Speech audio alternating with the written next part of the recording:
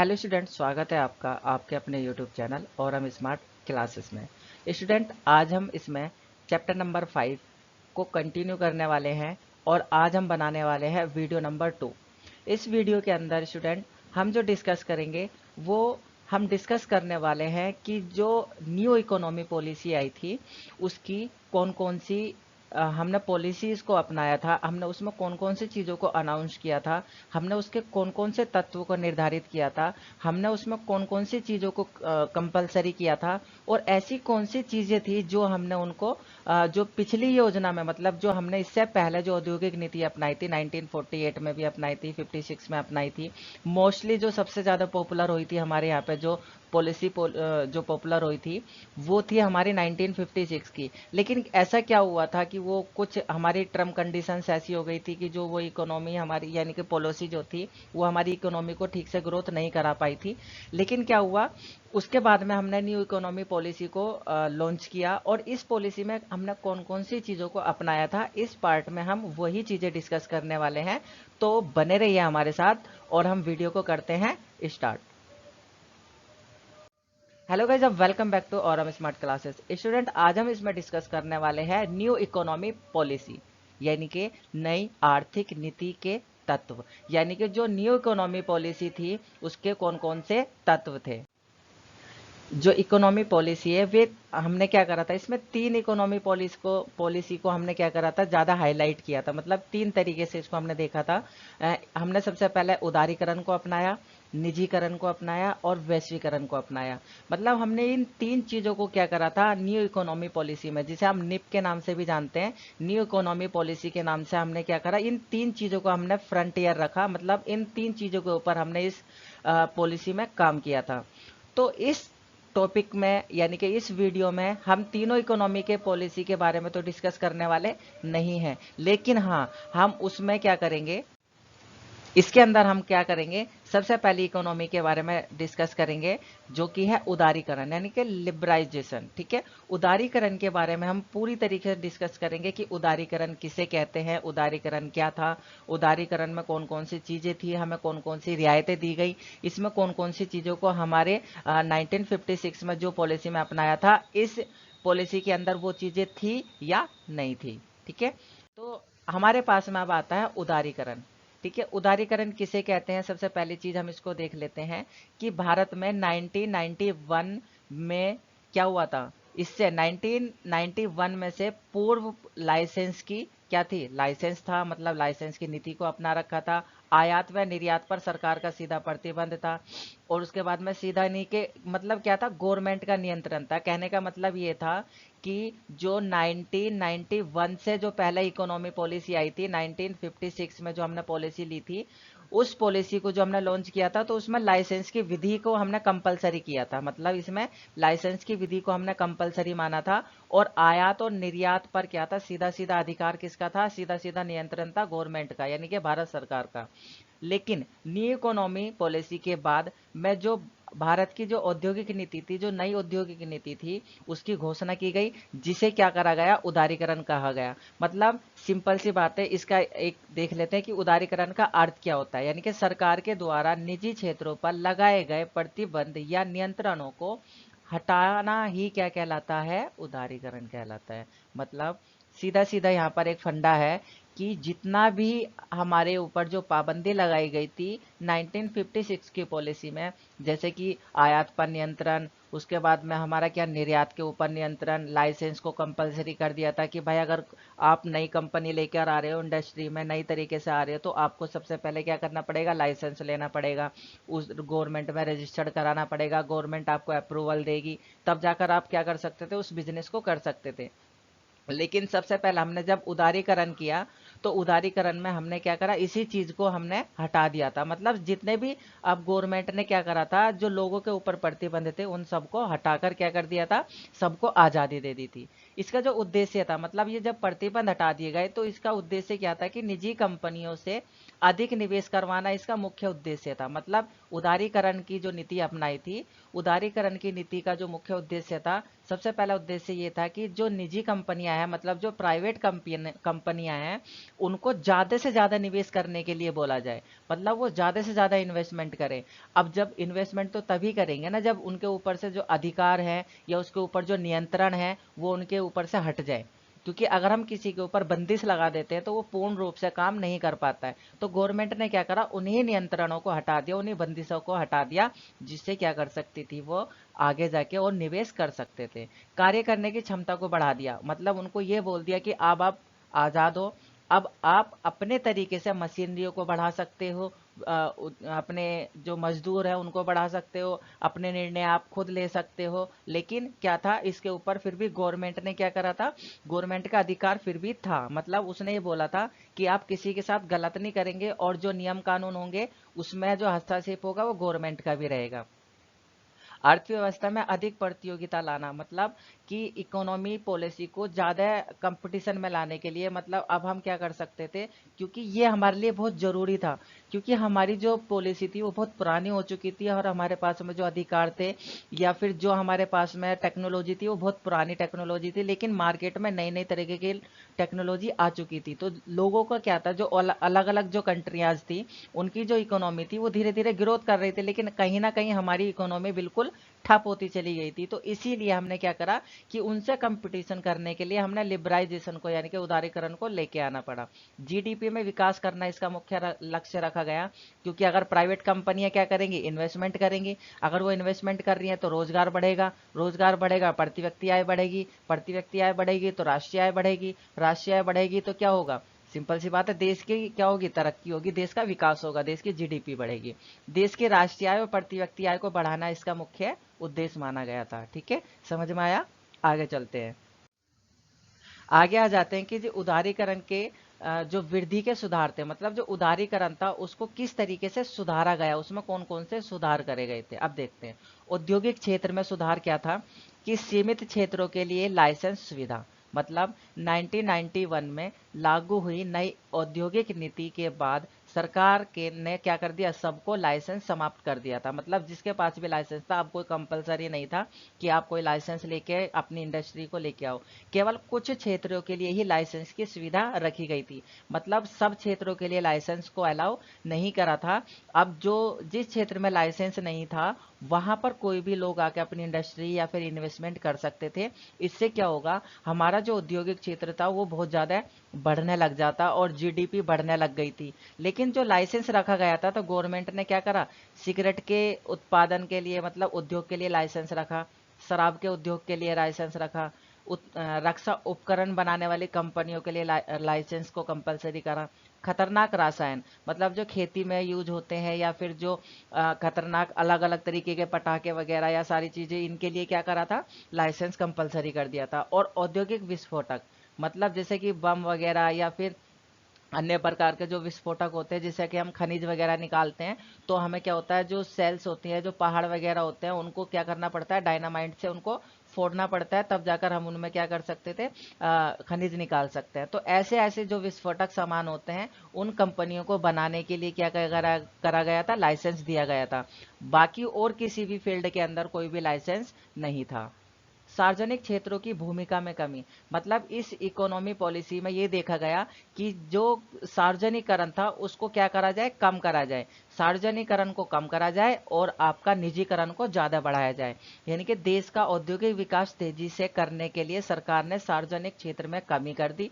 2011 में सार्वजनिक क्षेत्रों की संख्या 17 से घटकर 2 कर दी गई थी, जिसमें मुख्य रूप से शामिल थे परमाणु ऊर्जा और आपका रेलवे। लेकिन आज के डेट में रेलवे को भी प्राइवेट कर दिया है। ठीक है, ये रेलवे आपकी बुक में पहले से ही लिखा हुआ था, लेकिन क्या है, रेलवे को अभी क्या कर दिया है, प्राइवेट कर दिया है। लेकिन इसका कुछ हिस्सा भी गवर्नमेंट का है, क्योंकि जो आपके रेलवे स्टेशन वगैरह है इन्हीं चीजों को ज्यादातर प्राइवेट करा है, और कुछ प्राइवेट रेल को भी क्या कर दिया है, लॉन्च किया गया है, जिसमें क्या है, मुख्य रूप से प्राइवेट कंपनियों के हाथों में होगा। लेकिन इसके साथ साथ कुछ फील्ड क्या होंगे, इसमें गवर्नमेंट के भी होंगे।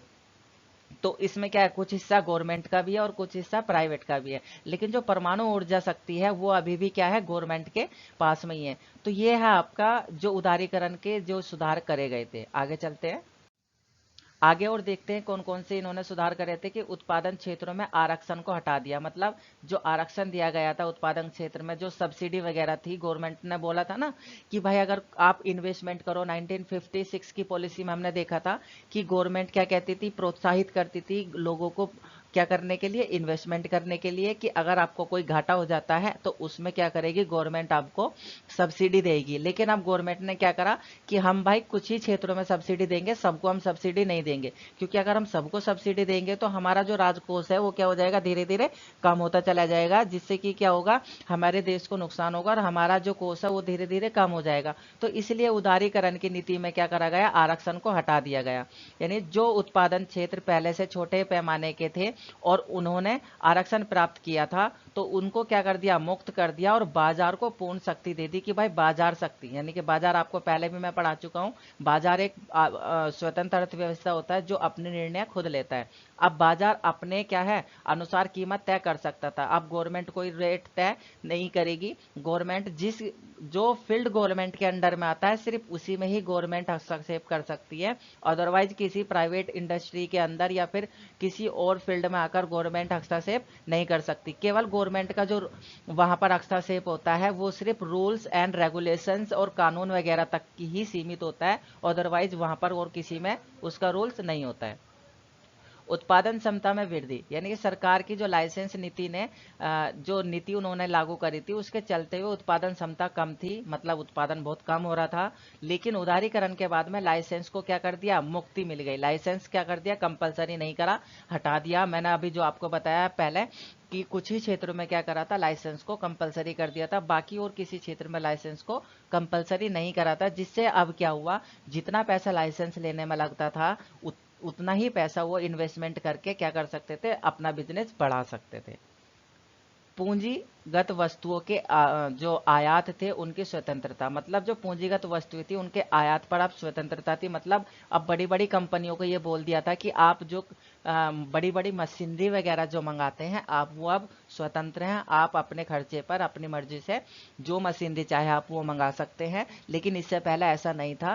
पहले क्या था कि गवर्नमेंट को हमें सारा अप्रूवल देना होता था, गवर्नमेंट से हमें अप्रूवल लेना होता था, गवर्नमेंट हमें परमिशन जब देती थी तभी जाकर हम क्या करते थे, आगे हम क्या करते थे, मशीनों को मंगाते थे। लेकिन अब क्या कर दिया, जब उदारीकरण को हमने अपना लिया था, लिबराइजेशन को हमने अपना लिया था, तो इसमें कंपनियों को छूट दे दी गई कि भाई आप अपने तरीके से क्या कर सकते हो, उनका मशीनों का आयात कर सकते हो। जिस उद्योग में आपको जोन सी मशीन मंगानी है आप विदेशों से मंगा सकते हैं, गवर्नमेंट उसमें कोई भी हस्तक्षेप नहीं करेगी।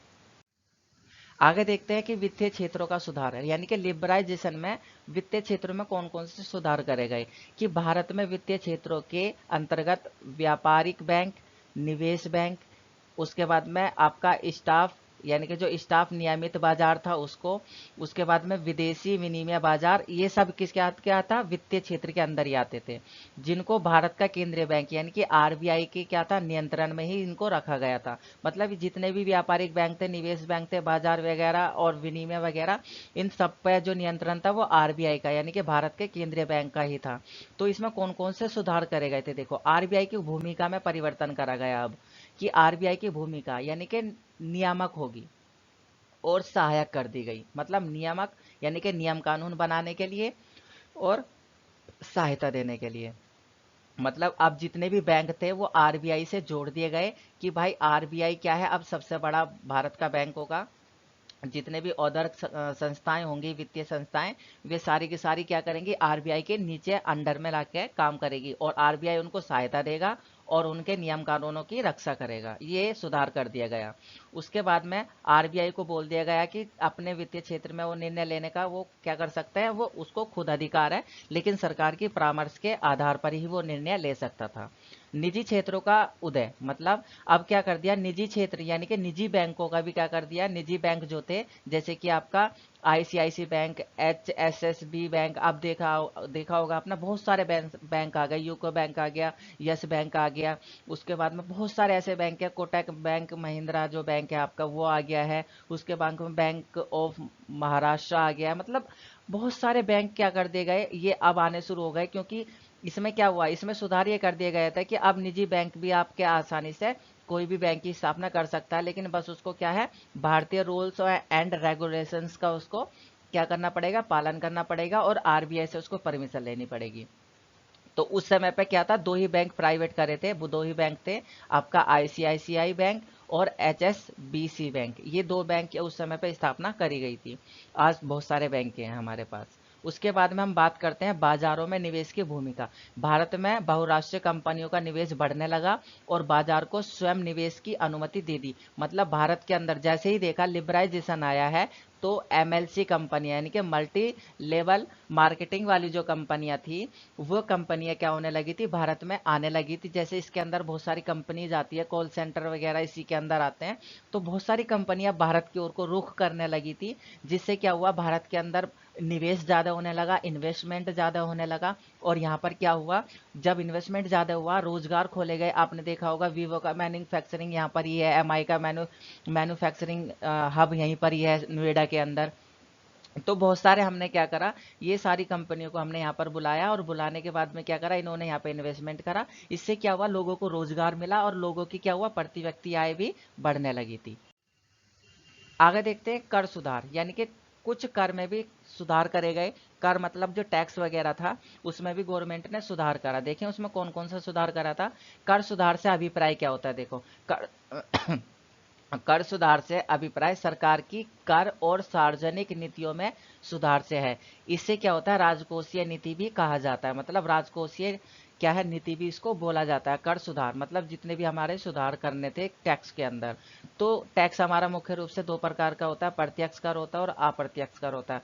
प्रत्यक्ष कर वह कर होता है जो लोगों की आय पर या संपत्ति पर लगाया जाता है, और ये एक ऐसा कर होता है आप किसी के ऊपर इसको मतलब टाल नहीं सकते। अगर ये आपके ऊपर कर लगाए तो ये आप ही को ही जमा करना पड़ेगा, अदरवाइज किसी को आप जमा नहीं कर सकते। इसके आपके अलावा कोई और नहीं कर सकता। जैसे कि आयकर हो गया और निगम कर हो गया, है ना, ये आपकी मुख्य रूप से सैलरी वगैरह पर ही लगाया जाता है। ठीक है, तो अब हम बात करते हैं आगे। उसके बाद में अप्रत्यक्ष कर। अप्रत्यक्ष कर क्या होता है, वह कर जो वस्तु और सेवा पर लगाया जाता है। मतलब जो आपके खाने पीने की वस्तुएं होती हैं, उन सब पर क्या होता है, अप्रत्यक्ष कर लगाया जाता है, आपसे इनडायरेक्टली लिया जाता है। इसको इनडायरेक्ट कर भी, इनडायरेक्ट टैक्स भी कहते हैं। ये आपको बिक्री कर, वेट और सीमा शुल्क, ये तीन तरीके से हमारे ऊपर लगाया जाता है। और ये ऐसा कर होता है कि हम किसी को ऊपर भी इसको टाल सकते हैं। मतलब अगर मीन्स अगर मैं इसका एग्जांपल देखूं कि एग्जाम्पल, मुझे कोल्ड ड्रिंक पीने का मन कर रहा है, लेकिन क्या हुआ, मैंने कोल्ड ड्रिंक अपने पैसों से न खरीद कर मैंने अपने फ्रेंड को बोला कि भाई कोल्ड ड्रिंक लेके आ जाते हैं, पीने का मन कर रहा है, तो वो कोल्ड ड्रिंक लेके आ गया अपने पैसों से। यानी कि यहाँ पर देखो, मेरा मन कोल्ड ड्रिंक पीने का कर रहा था, मतलब वो टैक्स मुझे देना था, उसके ऊपर जो भी टैक्स लगा हुआ था। लेकिन क्या हुआ, मैंने अपने दोस्त को बोला कि कोल्ड ड्रिंक लेके आ जा, तो वो अपने पैसे वहां पर जमा करके गया। मतलब वो डायरेक्ट कर, वो इनडायरेक्ट कर क्या हो गया, मेरे दोस्त के ऊपर ट्रांसफर हो गया। यानी कि मैंने खुद ना भरकर उससे भरवा दिया। तो ये टैक्स क्या होता है, किसी के ऊपर, अदर पर्सन के ऊपर भी आप इसको टाल सकते हैं, लेकिन प्रत्यक्ष कर आपके ऊपर ही रहेगा कि आप किसी के ऊपर इसको टाल नहीं सकते। ठीक है, आगे देखते हैं। निगम करों की दरों को कम कर दिया। मतलब जो निगम कर था उसकी दरों को कम कर दिया, उसका दर जो रेट था वो कम कर दिया गया। इससे क्या होने लगा, जो आय थी वो अब उसमें बचने लगी, हमारी उसमें वृद्धि होने लगी थी। आगे देखते हैं विदेशी विनिमय में कौन कौन से सुधार करे गए थे। विदेशी विनिमय यानी कि भारतीय मुद्रा को विदेशी मुद्रा के सामने सक्षम बनाना। इसका मतलब होता है विदेशी विनिमय का कि जहां पर भारतीय मुद्रा है उसको विदेशी मुद्रा के सामने सक्षम बनाना ही क्या कहलाता है, विदेशी विनिमय कहलाता है। भारतीय मुद्रा की उपयोगिता को बाजार शक्ति यानी कि पूर्ति और मांग पर छोड़ दिया गया। ये आपको पता है कि बाजार में अगर किसी वस्तु की उपयोगिता अगर देखनी है, तो वहां पर उसकी वस्तु की पूर्ति और उसकी मांग देख लो। मतलब उस मार्केट में किस वस्तु की कितनी डिमांड है और उसकी कितनी मांग है, तो उससे अगर हम देखते हैं तो वो पता चल जाता है कि वो कितनी उपयोगी है या नहीं है। उसके बाद में विदेशी व्यापार। विदेशी व्यापार में क्या हुआ कि व्यापार के लिए सीमा शुल्क की जो पाबंदी थी वो हटा दी। मतलब यहाँ से अगर हम बाहर जाकर बेचना होता था तो हमें यहाँ टैक्स देना पड़ता था पहले। अब क्या कर दिया, यहाँ पर हमें कोई टैक्स नहीं देना, हम सीधा जाकर क्या कर सकते हैं, विदेश में बेच सकते थे। उद्योग का संरक्षण समाप्त कर दिया गया। मतलब इनका कोई भी आप क्या कर दिया, गवर्नमेंट का इनके ऊपर रूल नहीं होगा। गवर्नमेंट इनसे सिर्फ क्या करेगी, नियम कानून तक ही हस्तक्षेप करेगी, अदरवाइज इनके ऊपर गवर्नमेंट का कोई अधिकार नहीं था। और बाजार प्रतियोगिता का जन्म होने लगा। मतलब अब मार्केट में अलग अलग प्रकार की कंपनियां आने लगी थी। उसके बाद में क्या हुआ देखते हैं कि व्यापार व निवेश में कौन कौन से सुधार करे गए। तो उत्पादन की राष्ट्रीय शक्ति को बढ़ाया गया, मतलब उत्पादन यानी कि प्रोडक्शन की कैपेसिटी को हमने बढ़ाया। विदेशी निवेश तकनीक को हमने बढ़ाया, जो विदेशी तकनीक थी यानी जो विदेशी निवेश था, विदेशी निवेश मतलब हमने भारत में क्या हुआ, भारत में एमएलसी कंपनियों को लेके आए, जिससे क्या हुआ भारत में रोजगार और निवेश बढ़ने लगा था। ठीक है। उसके बाद में स्थानीय उद्योगों की क्षमता में वृद्धि करी, मतलब जो स्थानीय उद्योग मतलब हमने जगह जगह लोगों को बोला कि अपनी अपनी कंपनियां खोलो। तो आपने देखा होगा जो बड़े बड़े लोग थे या बड़ी बड़ी जो फैमिलियां थी वो अलग अलग शहरों में जाकर अपनी कंपनियां खोलने लग गए थे। आयातों व निर्यातों से प्रतिबंध को हटा दिया, जिससे कि क्या हो सके, व्यापार बहुत अच्छे से हो सके और हम अपनी चीज़ों को आसानी से इंटरनेशनल मार्केट तक लेके जा सके। निर्यात शुल्क को हटा दिया कि भाई अगर हम कोई भी चीज़ क्या करवाते हैं, निर्यात करते हैं, पहले हमें टैक्स देना होता था, अब हम कोई भी टैक्स नहीं दे सकते। ठीक है। मतलब वही अब नॉर्मल कर दिया है। आयात शुल्कों को कम कर दिया गया, मतलब अगर हम कोई भी चीज़ मंगाते थे तो भी हम उस पर टैक्स लेते थे, लेकिन हम टैक्स तो अब भी लेते हैं, लेकिन क्या है हम उससे कम टैक्स कम लेते हैं ना। लाइसेंस व्यवस्था को समाप्त कर दिया गया। तो ये जितने भी सुधार थे ये लिबराइजेशन यानी कि उदारीकरण के सुधार थे। इनमें उदारीकरण में कौन कौन सी चीज़ों को अपनाया था, तो ये सभी सुधार हमने करे थे। आगे चलते हैं। तो आज की वीडियो यहीं पर ही, आई होप कि यह वीडियो आपको अच्छी लगी होगी। तो अगर आपको ये वीडियो अच्छी लगी है तो प्लीज़ प्लीज़ प्लीज़ हमारी वीडियो को लाइक कीजिए और हमारी वीडियो को अपने फ्रेंड्स तक शेयर कीजिए, क्योंकि एग्ज़ाम के पॉइंट ऑफ व्यू से बहुत ज़्यादा इंपॉर्टेंट वीडियो है। तो अपने साथ साथ अपने फ्रेंड्स का भी ख्याल रखिए, क्योंकि जो स्थिति आपकी बनी हुई है यहाँ पर आपने देखा है कि कोरोना पूरे वर्ल्ड में फैला हुआ है। तो एजुकेशन मोस्ट सबके लिए अच्छी है, सबके लिए बेस्ट होनी चाहिए। तो अपने फ्रेंडों को भी प्लीज़ इसको शेयर कीजिए। आप जितने भी व्हाट्सएप ग्रुप या इंस्टाग्राम चलाते हैं आप उसमें इस वीडियो को शेयर कीजिए, जिससे कि और लोगों का भी क्या हो सके, बेनिफिट हो सके आपके साथ साथ। और जो हमारे इस वीडियो को न्यू स्टूडेंट देख रहा है तो प्लीज़ हमारे चैनल को क्या कीजिए, सब्सक्राइब कीजिए। और हमारे जो सब्सक्राइब करने के बाद में जो बेल आइकॉन आएगा उसको भी क्या कर लीजिए, दबा दीजिए, जिससे कि आपको बहुत जल्दी सबसे पहले आपको क्या हो जाए, एक मैसेज आ जाए, आपके ऊपर नोटिफिकेशन आ जाए कि हमने एक वीडियो कोई भी अपलोड करी है, जिससे कि आप वीडियो को बहुत जल्दी से देख सकते हैं और स्कूल में अपना इंप्रेशन बहुत अच्छे से जमा सकते हैं कि आप बहुत अच्छे से पढ़ाई कर रहे हो। तो हमारे दो यूट्यूब चैनल है, एक है हमारा ओरम स्मार्ट क्लासेस जिसको एएससी क्लासेस है, और एक है हमारा ओरम एजुकेटर यानी कि ओरम एड्यू। ये भी हमारा ओरम स्मार्ट क्लासेस का ही एक पार्ट है। तो इसको भी आप, जिसने भी, ये व्यक्ति ने भी या जिस स्टूडेंट ने ये चैनल सब्सक्राइब नहीं किया है तो इसको सब्सक्राइब कर लीजिए, क्योंकि इस चैनल पर आने वाले कुछ 2-3 दिनों में क्या होने वाला है, धमाका होने वाला है। धमाका मीन्स यहाँ पर आपको एग्जाम के इंपॉर्टेंट क्वेश्चन आपको दिखाई देंगे 10th और 12th के। यहाँ पर आपको जितने भी मोस्टली इंपॉर्टेंट क्वेश्चंस हैं, जो सब्जेक्ट्स हम आपको बता देंगे कि कौन कौन से सब्जेक्ट्स के हम पहले वीडियो लेके आने वाले हैं। तो प्लीज़ प्लीज़, और जिसने भी हमारे इंस्टाग्राम यानी कि ओरम स्मार्ट क्लासेस के इंस्टाग्राम चैनल को सब्सक्राइब नहीं किया, वहाँ पर उसको भी जाके फॉलो कर लीजिए। और वहाँ पर हम क्या करते हैं, सारी इन्फॉर्मेशन डाल देते हैं। तो आई होप ये वीडियो आपको अच्छी लगेगी। मिलते हैं हम आपको नेक्स्ट पार्ट में, कमिंग सून, बहुत जल्द आने वाला है। तब तक के लिए अपना ध्यान रखिए और स्टडी करते रहिए, क्योंकि इस बार 2021 में हमें ये दिखाना है कि हम घर पर रहकर ऑनलाइन एजुकेशन भी कर सकते हैं और अच्छे नंबर हम लेके आ सकते हैं। तब तक के लिए बाय बाय, जय हिंद, जय भारत।